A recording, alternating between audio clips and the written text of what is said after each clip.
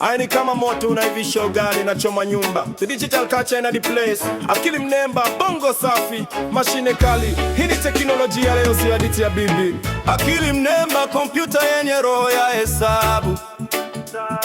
Inakumbuka, inajifunza faster kuliko kitabu. Inabeba dunia kwenye screen. Inatuandikia, inatuimbia, hadi kupika inajipenyeza clean.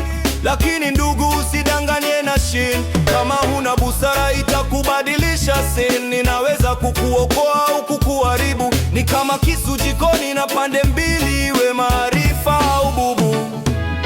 Akili mnemba ni baraka au balaa, chombo cha kane. Tusikimbie kivuli chenye mwangaza. Inaweza kusaidia au kutupotosha.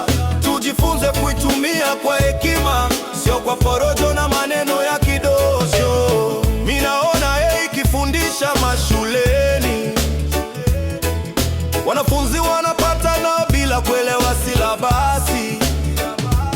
Mama kajivunia mwana, kumbe chatbot kaleta majibu.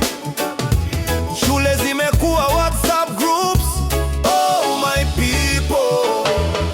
Na kuna jamaa alipata video ya mkewe kafumaniwa, akasema si kweli, oni akili mnemba.